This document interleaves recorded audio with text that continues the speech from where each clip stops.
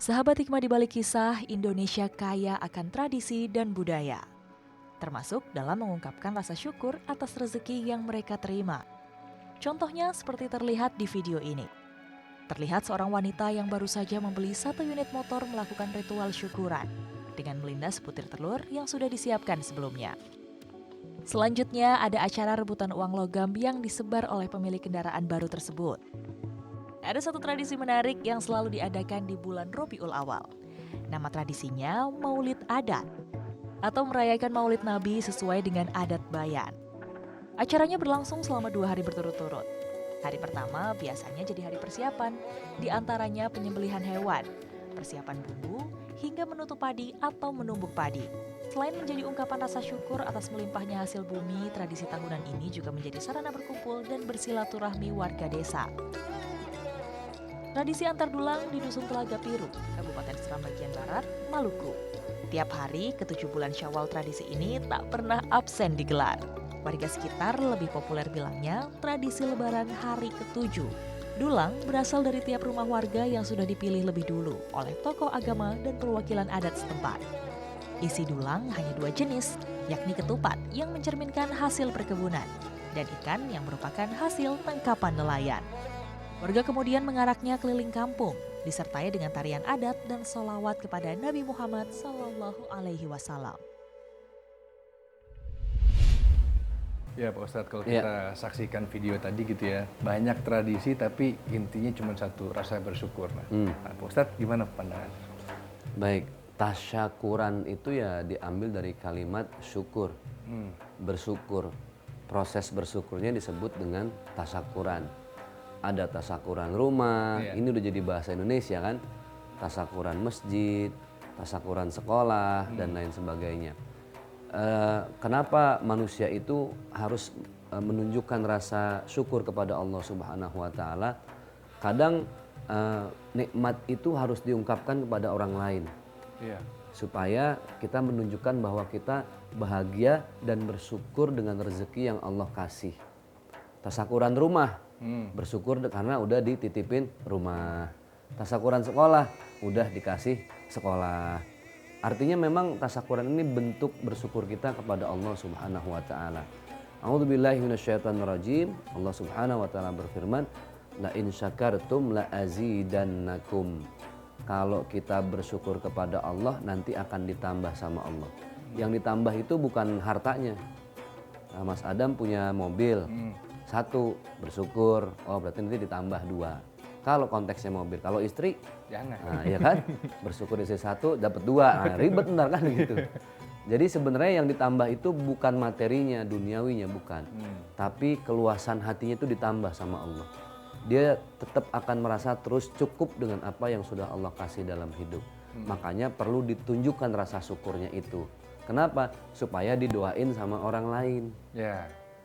Orang nikah, kenapa sih ada resepsi? Ngundang orang banyak, kata Rasul, umumkan pernikahanmu supaya engkau banyak didoakan. Kan yang kita ngarepin tuh doa. Oh doa doang Ustaz, orang bagi amplop ya ambil, ya kan?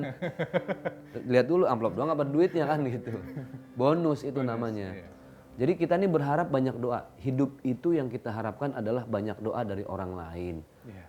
Termasuk kalau Allah titipkan rezeki, anak nih Iya. lahir, mau tasyakuran, kita akekahan sekalian. Supaya anak itu banyak didoain. Orang nikah diresepsiin supaya banyak didoain. Ada tasyakuran khitan, anak sunat, undang orang banyak.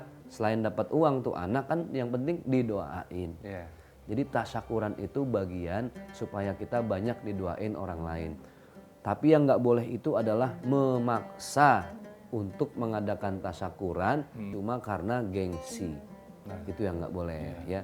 Misalnya, wah saya kayaknya jangan kalah sama tetangga lah. Tetangga kemarin anaknya khitan 2 hari 2 malam. Kalau saya bagaimana 7 hari 7 malam. Tapi setelah acara selesai nggak ada beras di rumah, nggak ada lauk gitu kan, susu anak habis, ini kan maksa. Kayak resepsi orang nikah itu kan tasyakuran pernikahan yang sifatnya sunnah. Nah ini, tasyakuran itu sunnah. Kenapa jadi sunnah? Supaya tidak ada terkesan memaksa seseorang untuk ngebela-belain bikin acara tasyakuran, tapi sebenarnya itu tidak sesuai dengan keuangan dia. Iya. Kalau kata orang Betawi, tekor asal nyohor. Tekor Ya asal kan? nyohor. Dia biarin dia nyohor, weh bikin acara gede-gedean, padahal dalamnya tekor. Nah itu yang nggak boleh. Sama ketika ada orang acara bikin tahlilan, Ya. 7 hari, 40 hari haul ya. Jangan sampai itu ngejual harta yang ada. Jadi maksain. Kenapa bikin maksain? Nggak enak kalau nggak 7 hari gitu. Iya. Bukan masalah nggak 7 hari. 7 hari mah ngumpulin orang 5 orang, pesen ubi rebus, Iya. kacang goreng, bikin teh tawar, baca doa 7 hari. Iya. Nah, jadi yang tidak dibolehkan itu adalah ketika memaksakan kehendak padahal tidak sesuai dengan kebutuhan dalam acara tasyakuran itu. Nah Pak Ustadz, kalau di Indonesia ini kan banyak ragam budaya, adat istiadat gitu ya Pak Ustadz, dan kepercayaan juga. Nah ada tradisi yang mungkin bisa dibilang syukuran, ada juga yang tradisi-tradisi yang beda gitu ya. Ya misalkan misalkan potong rambut atau apalah segala macam. Oke.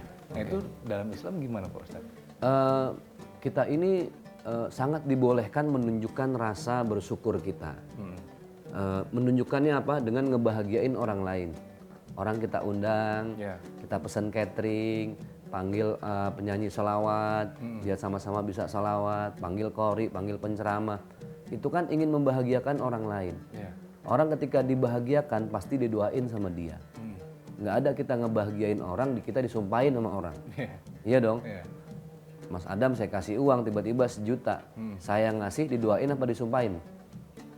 Didoain pasti kan? Nggak mungkin udah saya ngasih uang disumpahin lagi saya. Namanya disumpahin kan jelek, ngapain bagi duit lagi kan begitu. Artinya semakin banyak kita ngebahagiain orang lain, semakin banyak didoain balik sama orang lain. Jadi niatinnya ke situ gitu ya. Mau bentuknya akikah, potong kambing, nyukur rambut anak yang baru lahir di hari ke-7 atau kelipatannya. Kemudian, ini yang paling hati-hati nih masalah ulang tahun. Ya, ulang tahun itu boleh tasyakuran ulang tahun. Cuman memang sebagian ulama berbeda pendapat tentang masalah tiup lilinnya. Karena tiup lilinnya ini kan bagian bukan dari tradisi kita gitu loh. Nah, ini yang perlu kita pahami bersama, sahabat-sahabat hikmah. Bebas-bebas saja silahkan selama sesuai dengan koridor Al-Quran dan hadis. Ya apapun bentuk tasyakurannya gitu ya Pak Ustadz, yang penting sesuai dengan nilai-nilai agama juga. Betul. Dan yang penting juga bermanfaat buat kita dan juga buat orang-orang yang juga yang diundang nih Pak Ustadz. Bener banget. Oke, terima kasih. Selalu ada hikmah di balik kisah. Bersama saya Adam Negara dan juga Ustadz Zaki Firza pamit. Selamat pagi. Wassalamualaikum warahmatullahi wabarakatuh. Waalaikumsalam warahmatullahi wabarakatuh.